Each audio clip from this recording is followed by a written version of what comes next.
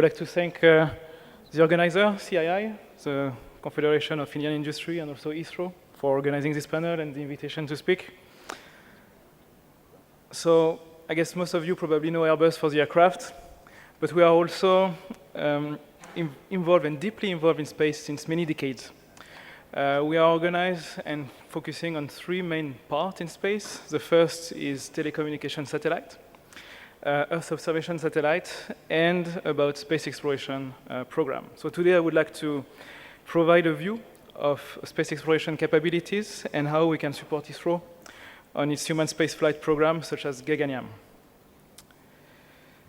Based on our experience of key space programs that I will describe in a minute, like Columbus, ATV, the Orion program, we believe in pioneering human experience in space. It means that with our technology, we want to cover the end-to-end human experience value chain that will support human in low Earth orbit, on the moon, and also beyond. So let's start with our current activities. So one of our major programs is Orion. You may know that this is a program that will bring back human on the moon, part of the Artemis program. And within this program, this is a capsule with a service module. And Europe's contribution to the Artemis program is on the service module. So if you look at the capsule, this is done by our partner in the US called Lockheed Martin. And us in Europe, under the lead of Airbus, we are building the service module, so below. So this service module is providing the propulsion to the capsule, is providing the life support, the energy to the astronauts that are in the capsule. So this is a key program for Europe because that's the first time that we are doing a critical brick of this program. So if Artemis is successful, it's also thanks to this service module. For the moment, we have produced and delivered 2 service modules. They are in NASA facility. And currently, in our facility in Bremen, we are integrating the number 3 and the number 4.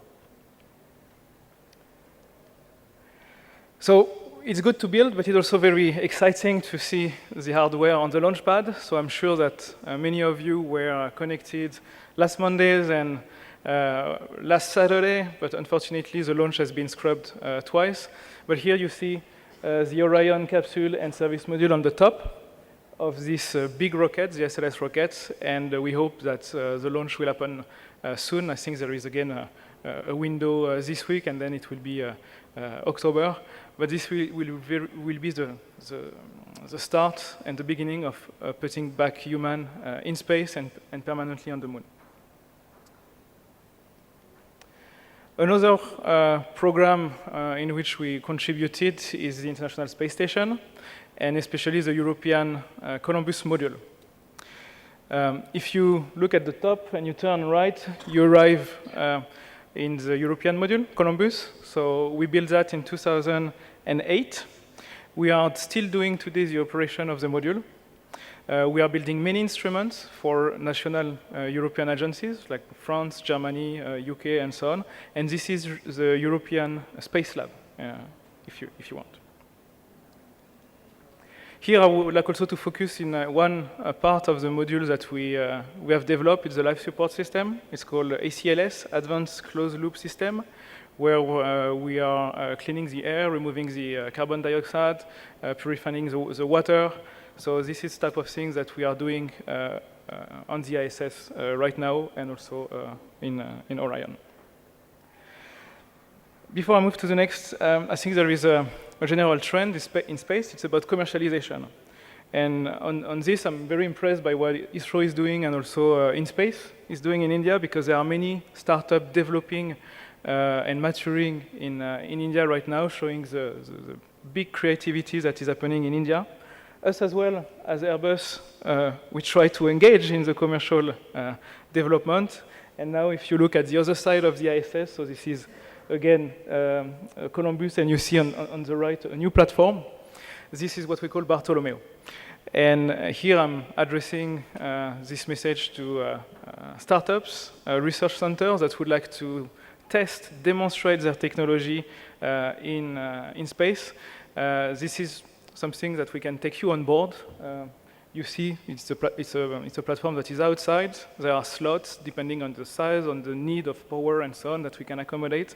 Feel free to reach out. It's very interesting and it will be key for your development. Now, I showed now the current activity with Orion and on the ISS. Now I would like to also show what we are doing for the future to support human experience in space, because it's not only about the human habitat, it's all what is around. So we are developing a cargo also to support the men and women that will be on the moon, because part of supporting the human presence is developing the logistic. So we are developing with the European Space Agency what we call a CLTV, Cislunar Transfer Vehicle, which is very versatile, adaptable to many missions, and this will be key to keep the link between Earth and where human will be. We need also to land on the moon. So another program that we are working with the European Space Agency is about the lander, called European Large Logistic Lander, to bring cargo to the surface. And this is a good complementary with the Artemis program, which will bring the human.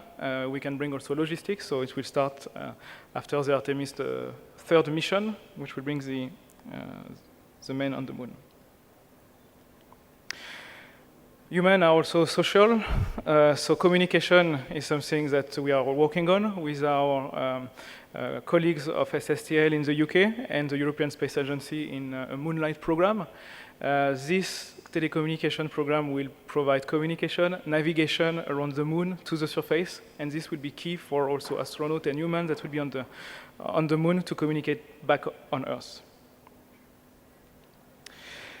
And finally, to conclude, I wanted to also show one of our latest innovations that we are developing at Airbus.